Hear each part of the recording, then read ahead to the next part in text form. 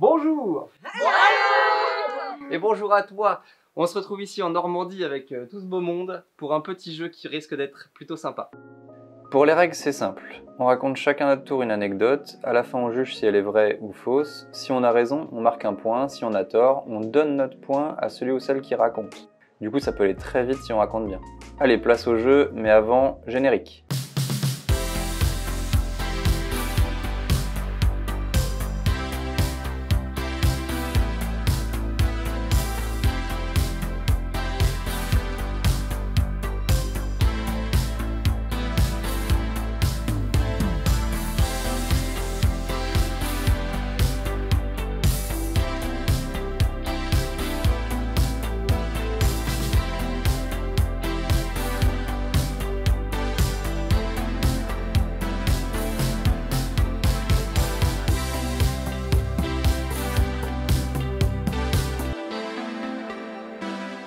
Bien le bonjour. Bon, aujourd'hui, je vous emmène en Afrique du Sud, spécifiquement dans un bled qui s'appelle Hogsback. Qu'est-ce qui s'est passé à Hogsback? En fait, c'est un bled où J.R.R. Tolkien, qui a écrit Le Seigneur des Anneaux, s'en est inspiré en partie et a grandi une toute petite partie de sa vie. Et ça lui a inspiré quelques paysages du lieu. J'étais donc dans une auberge de jeunesse là-bas qui s'appelle Away with the Fairies. Au loin avec les fées. Bref, un endroit un petit peu féerique et farfelu, comme j'adore ce genre d'endroit. Et dans cet endroit, il y avait quoi? Face à cette vue immense, isolée de tout, une baignoire. Et dans l'entrée de l'auberge, tu avais un tableau où tu pouvais du coup t'inscrire à la baignoire, où personne n'avait le droit d'y aller pendant que tu y étais. Et j'ai donc voulu m'inscrire pour dépasser ma peur de la nudité. Et j'ai décidé de prendre un bain à poil face à la vue de Hogsback. En mode, allez, on y va, on dépasse tous les complexes et c'est parti. Et c'était juste un moment genre extrêmement gênant, mais incroyable en même temps, dont je me souviens encore. Donc, chers amis, est-ce que cette anecdote, selon vous, est vraie? Lève la main. Très bien. Je l'ai mis toute seule, je voyais personne dans mes alentours. Qui pense du coup que c'est faux?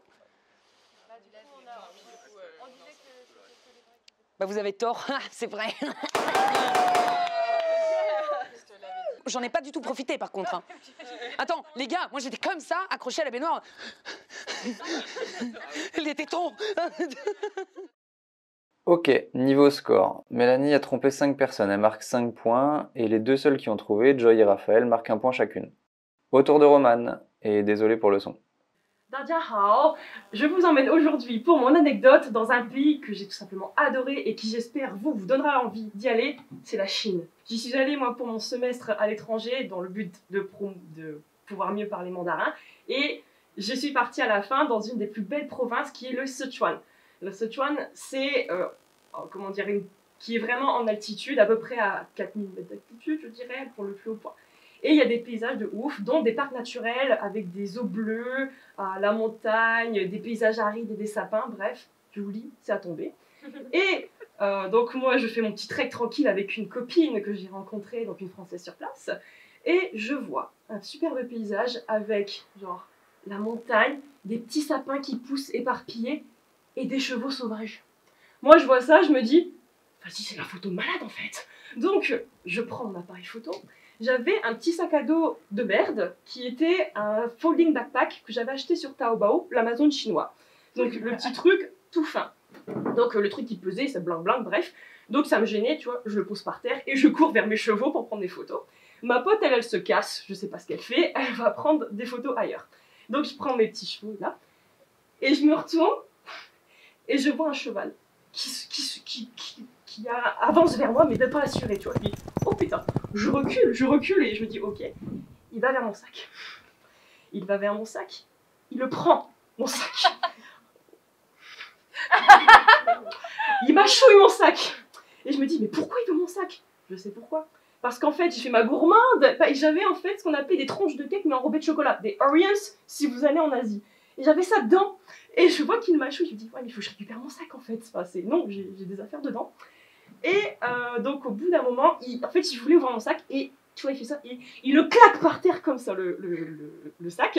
Donc moi, j'essaie de le prendre, mais il poursuit ce con. Il vient derrière moi, rage, quoi. Je me dis, bon, je le jette. Je le jette, je me dis, mais vas-y, attends, il faut que je récupère mon sac. Donc j'essaie plusieurs techniques, ça marche pas, il revient vers moi à chaque fois. Et au bout d'un moment, le cheval a compris. Et c'est impuissante que j'ai vu le cheval partir avec mon sac dans les montagnes. Et j'ai plus jamais revu ce sac, qui était de la merde en soi. Mais heureusement, j'avais ma pochette invisible. Et j'avais pas de passeport. Et j'avais mon appareil photo, mais j'avais quand même des affaires dans ce sac. Alors, est-ce que cette anecdote est vraie ou est fausse? On lève la main pour vrai. Ok. Qui dit faux? Elle est fausse parce que j'ai pu récupérer mon sac à la fin. Voilà. Donc ça s'est réellement passé, mais t'as récupéré Ça ton s'est sac. réellement passé, ce cheval m'a vraiment attaqué, mais j'ai récupéré mon sac à la fin, vraiment. Pour Romane, elle s'est fait cramer par 5 personnes et elle marque donc 3 points. Et tout le monde marque un point, sauf nous deux, Joy et Aurélie. Allez, au tour d'Oriane de nous faire rêver.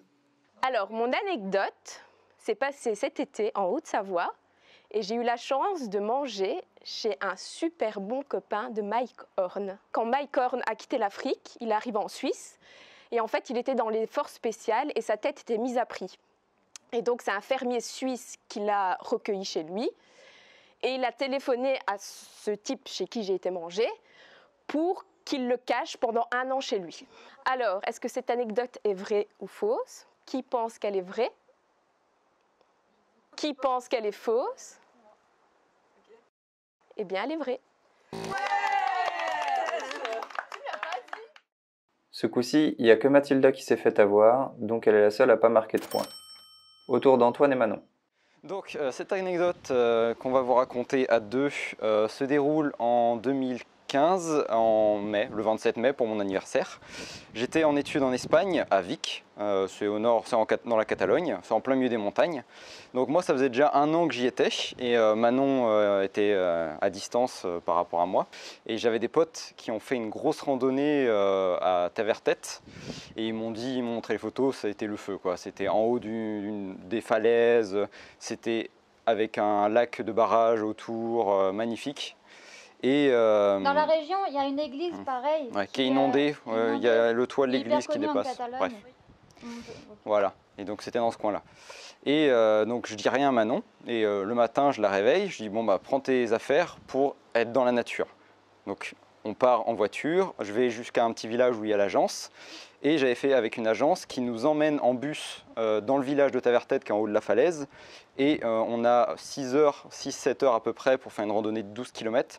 C'était catégorisé difficile. Du coup, ils nous déposent et on était dans une sorte de 4x4 minibus avec 6 ou 8 couples voyageurs qui avaient plus la cinquantaine, soixantaine, mais voilà, stock, en tenue de randonneur avec les bâtons.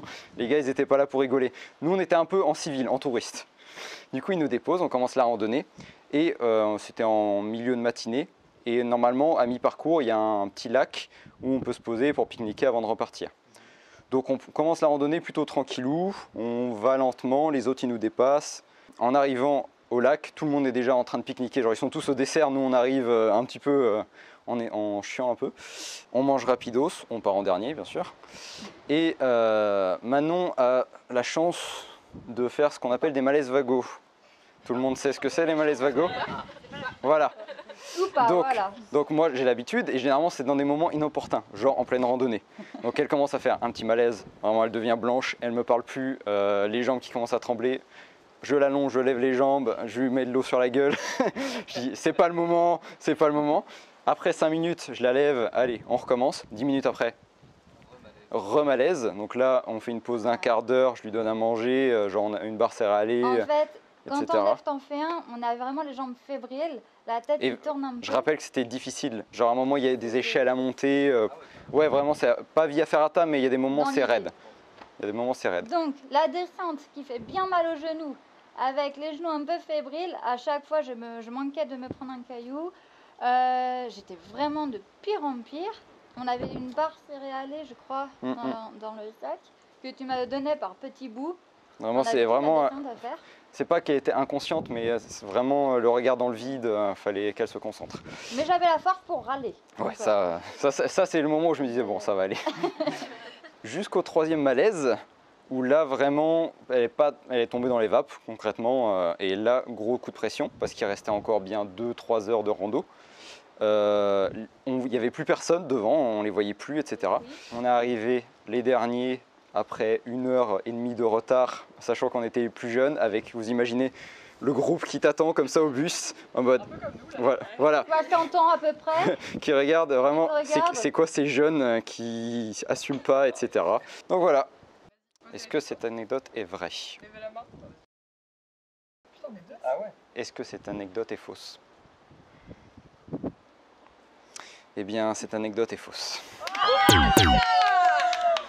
Par contre, bien joué. On en a vraiment fait une où j'ai fait 3 putains de malaises. Il n'y avait pas de guide, il y avait juste des gens qui ont pété une cheville avec un hélicoptère justement. Bon, Joy et nous, on est tombés dans le panneau, il marque donc 2 points, et tous les autres marquent 1 point. Aurélie, à toi de nous faire voyager. Bon, alors moi aujourd'hui, je vous embarque aux États-Unis. C'était en 2014, j'étais partie faire mes études à San Francisco. Du coup, j'ai passé 6 mois à San Francisco dans une université américaine. Et pour finir mon semestre, j'ai décidé d'aller faire un road trip avec des copines des Pays-Bas. Voilà, on a fait un road trip de San Francisco jusqu'à Las Vegas. On est passé par tous les canyons et on a commencé par Yosemite, du coup, qui est pas très loin de San Francisco. Et donc, l'anecdote que je vais vous raconter est à Yosemite. Voilà, on a passé une nuit tranquille, etc., dans le parc de Yosemite. Et en fait, le matin est arrivé ce qu'on redoutait. On ouvre la porte au réveil et là, on s'est retrouvé face à face à un ours. Voilà. En fait, c'est connu ce parc pour les ours qui se baladent. Donc, on s'est retrouvé face à l'ours. On était en panique, je vous avoue que moi c'était ma plus grande peur. Donc voilà, on s'est retrouvé face à l'ours, on ne savait pas quoi faire et en fait dans ces moments-là il faut rester très calme. Donc on est resté très calme et heureusement l'ours nous a regardés et après il est passé et heureusement il a continué son chemin et donc nous on n'a pas bougé, on attendait qu'il parte et heureusement après on est rentré tranquillement. Voilà, donc plus de peur que me marle mais c'était quand même une aventure, on a eu très peur parce que c'est quand même hyper imposant un ours. Donc voilà, moi c'était une petite aventure. Hein, voilà, mais à voir en vrai, c'est quand même beaucoup plus impressionnant, mais dans un parc en plus comme Yosemite qui est juste énorme. Voilà, c'était un très beau souvenir, enfin un très beau souvenir. Non, mais c'est quand même un truc à vivre, c'est impressionnant quoi. Voilà, donc selon vous, est-ce que cette anecdote est vraie ou fausse? Je pense que c'est vrai. Et faux. Ok. Alors? Eh ben c'est faux. Ce qui fait l'envergure du truc, c'est pas possible. Putain, elle nous a bien roulé dans la farine. Elle marque 5 points d'un coup. Bon allez, c'est notre tour. Alors nous, notre anecdote, elle se passe au Népal. On est parti au Népal il y a quelques années, 2 ans, 3 ans, je sais même plus. Du coup, on est parti au Népal et il faut savoir qu'au Népal, on est resté que 15 jours, du coup tout était très timé. Et on est parti visiter le Chitwan National Park. On avait 2 jours sur place, c'était pour voir des animaux. Moi, j'en avais déjà vu en Afrique du Sud, mais c'était un de nos goals d'aller voir des animaux. Il fait au Népal vraiment 42 degrés. Oui, on était dans la partie sud, c'est vraiment le climat de l'Inde du Nord, donc très chaud, voilà. Très hardcore. Très chaud et très humide. Il faisait 40 degrés, 80-90% d'humidité. Voilà, c'est compliqué. On arrive du coup dans le parc et on avait décidé pour le vivre un maximum en immersion d'y aller à pied avec des guides dans un parc où les animaux sont en liberté. Donc on arrive, on s'enregistre, on doit signer des documents, etc.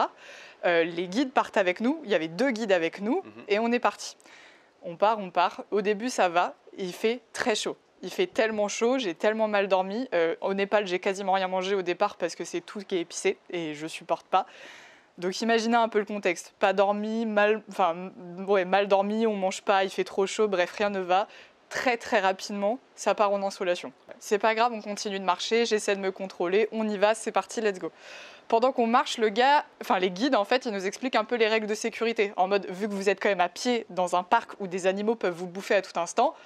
Il y a des tigres, des rhinos, des éléphants. Voilà. Et pour dire aussi, l'éléphant, il y a un éléphant qui est très connu là-bas, qui est surnommé Ronaldo, qui bute des gens et qui joue au foot avec leurs cadavres. D'où le nom, voilà. Ronaldo. Voilà. Et quand il nous explique les consignes, en fait, il nous dit, si vous tombez face à un animal, ce qui peut arriver à tout instant, on trace ou on monte dans un arbre. parce que eux, ils n'ont pas d'armes, ils n'ont pas le droit, vu que c'est une... Un bâton. Ils avaient un bâton chacun. Donc face à un rhinocéros, tu fais rien, mais même face à n'importe quel animal, en fait, un bâton, il veut te faire mal, c'est ciao. Ok, super rassurant. Et il enchaîne en nous disant, il y a 3 jours, il y a un Allemand qui est venu, il s'est fait piétiner par un rhinocéros, il est mort. Et nous, on se dit, d'accord. Et nous, au lieu de prendre une Jeep pour aller visiter ce parc, on a décidé d'y aller à pied. C'était début d'après-midi, on avait pour projet de retourner. Bon, déjà, le retour, c'était en canoë.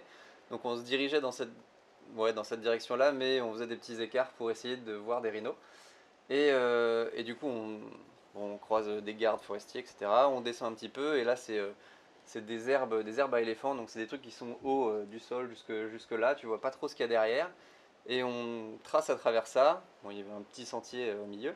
On trace à travers ça, et genre, le guide, il nous arrête. Il nous dit de pas faire de bruit. Et il commence à paniquer. Enfin, il était un petit peu stressé. Et il nous dit de reculer, mais genre calmement. Ok, trop bizarre, on se recule un petit peu, puis tu sais, on se retourne pour voir un peu ce qu'il y a. On voit des oreilles qui s'agitent là, une tête qui se relève, un rhino à 5 mètres de nous, qui nous voit littéralement. Il y avait un groupe qui arrivait dans la même direction de nous pour aller, pareil, au canoë. Et le guide, il fait signe à l'autre, genre faut qu'on dégage, parce qu'il y a un rhino qui est genre tout près, voilà. Alors les amis, est-ce que cette anecdote est vraie ou fausse? À vous de nous dire. Qui pense que c'est vrai? Qui pense que c'est vrai? Moi, je prends le risque. Ok. Qui pense que c'est faux? Eh ben, elle est vraie.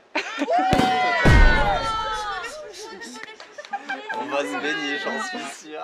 Bon, on en aura eu que 2, c'est pas foufou. À Raphaël de nous raconter une histoire, et attention, elle est très forte. Eh ben moi, l'anecdote, c'est celle qui va vous faire partir le moins loin, on va rester en France. C'est en fait l'anecdote, la plus belle surprise qu'on m'ait fait pour mon anniversaire. C'est quand j'étais en stage au château de Chambord. J'étais là-bas, j'étais l'assistante de la directrice com. Et du coup, quand j'étais là-bas, j'étais là-bas 6 mois. Et du coup, quand j'étais là-bas, il y avait mon anniversaire. Et donc, je travaillais ce jour-là. Et le soir, enfin la fin de journée, il voulait absolument me faire rester, je comprenais pas, des missions, etc. en plus, ce qui n'était pas habituel. Et j'étais là, les gars, vous êtes sympas, mais j'ai quelque chose à faire. Et du coup, bon, moi, je faisais tout ça, et puis l'heure a commencé à tourner et tout. Et à la fin, ils me disent, bon, bah, ok, on va te libérer, mais avant, on a une surprise pour toi. Et pour pas que tu la vois tout de suite, on va te mettre un bandeau sur les yeux et tu vas nous accompagner. Donc, je les suis, ok. Et pour mettre les choses en contexte, ce jour-là, il y avait toute une journée presse avec voilà, des offices de tourisme qui venaient, des tours opérateurs. Et du coup, ils concluaient la journée par un vol en montgolfière. Et comme ils savaient que c'était mon anniversaire ce jour-là, ils avaient fait en sorte que ce soit moi qui monte pour faire les photos de com de l'événement. Et du coup, j'ai pu monter en montgolfière pour voir le coucher de soleil au-dessus de Chambord. Du coup, est-ce que cette anecdote est vraie ou fausse? Qui pense que c'est vrai? Qui pense que c'est faux? Et tu as raison, elle est fausse. Je mérite 3 bénéfices. Là. Ah non mais Raph, elle prend 9 points. 8 points. J'ai fait de la montgolfière, mais pas au-dessus de Chambord, c'était au-dessus d'Amboise. C'était pas pour mon anniversaire et... Il n'y en a qu'une seule qui a trouvé, ça veut dire qu'elle marque 7 points d'un coup. Chapeau Raphaël, et maintenant c'est au tour de Mathilda. Bonjour. Alors moi je vais vous faire choisir Égypte ou Japon. Japon. Japon? Ouais. Vrai ou faux? Vous le saurez après. Alors on part sur le Japon. Donc c'était il y a 2 ans avec mon bibou. Donc on est parti au Japon. Comme vous le savez, et si vous suivez mes aventures, on se lève toujours très tôt. Nous, 3-4 heures, c'est une horaire apparemment sympa pour se réveiller. Chacun son truc. Bref, ça faisait déjà 2 semaines et demie qu'on enchaînait les levées, etc. Et puis, c'était une journée où il pleuvait ce jour-là. Donc, du coup, on s'est dit, bon, ça va être un petit peu plus chill. Sauf que mon mec s'endort, fatigué, et moi, je me sens pas bien. Mal de tête, mal au ventre, mais vraiment, genre, pas bien du tout. Je regarde dans ma valise, je cherche mes médicaments, je me dis, bon, je prends un Doliprane. En fait, la boîte était vide. C'est con. Donc, qu'est-ce que je me dis? Au Japon, on était à Kyoto, j'ai oublié de préciser. Les gens parlent anglais, mais en pharmacie, pas trop. Bref. Je regarde sur internet et je me dis, bon, bah, je mets genre mots de tête, machin, médicaments, je regarde pour essayer, tout est écrit en japonais, tu vois. Je dis, bah, Bibou, je le réveille, il dort, fatigué. Je me dis, bon, bah, c'est pas grave, je vais me débrouiller par moi-même, tu vois. La pharmacie étant juste en face de notre hôtel, je descends, j'avais déjà fait mes petites recherches tranquilles pour essayer de trouver mon médicament. Je vais voir le gars, je lui dis, ça, est-ce que mal de tête, bah, tu vois, japonais, tu vois, moi, j'ai pas du tout étudié la langue. Il comprenait pas, il savait pas. Je me suis dit, bon, bah, la boîte, c'est bien marqué ça. J'avais traduit sur Google Traduction. Ne jamais faire ça, ça ne fonctionne pas. Donc je me dis, je prends la photo, un magasin, je vous jure, vraiment le truc. Vous voyez nos allées de supermarché de pâtes? Bah, c'était juste des boutiques comme ça. Et apparemment, tu n'as pas besoin d'ordonnance pour ces médicaments. Donc je mets 45 minutes à trouver le truc, vraiment, allez, une demi-heure, 45 minutes, tellement qu'il y en avait. Je trouve la boîte, je prends. Est-ce que vous savez sur quoi je suis tombée comme médicament? Laxatif, les gars. J'ai vomi toute ma life, tellement, parce qu'on n'avait pas forcément mangé, etc. Vu qu'il pleuvait, on n'était pas sortis. J'ai vomi, les gars. Pendant 2 heures, je suis restée aux toilettes. J'étais au bout de ma vie. Pas avec le laxatif, tu fais caca. Bah, tu verras. Est-ce que cette anecdote est vraie ou fausse? Ceux qui pensent que c'est vrai? T'es sûr? Qui pense que c'est faux? Eh bien, c'est vrai.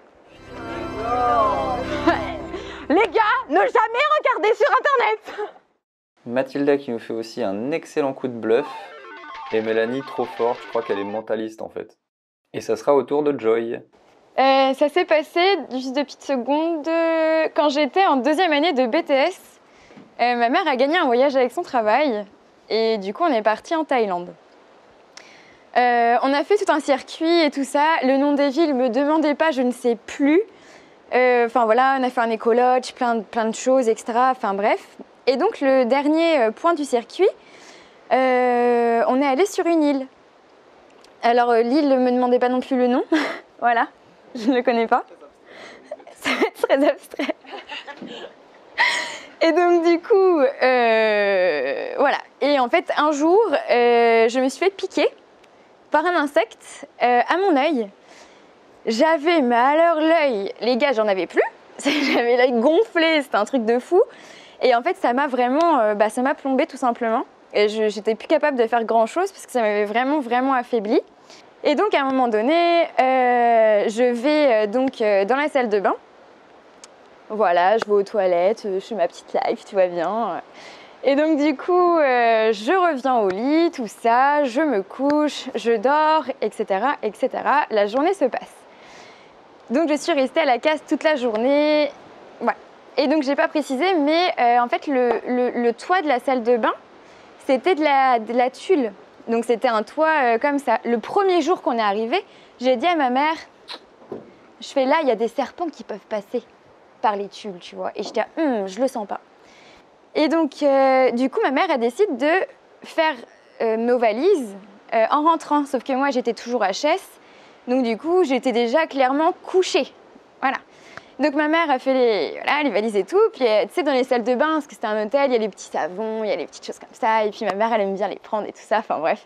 Et donc, du coup, elle s'est dit... Donc, pour vous situer un petit peu la salle de bain, pour que vous compreniez, il y a la douche et en fait, il y a la barre comme ça. Et donc là, il y a la douche. Et là, ça continuait la barre comme ça. Et là, il y avait le mur, quoi. Et donc, du coup, on avait mis une serviette à étendre sur cette fameuse barre qui était à côté de la douche, qui cachait les petites étagères où il y avait les petits savons, etc., qu'on adore. Bon. Et donc, du coup, ma mère pousse la serviette. Elle fait comme ça. J'ai oublié de vous préciser un détail très important. Quand j'étais aux toilettes dans la journée, eh bien, je voyais un petit savon par terre.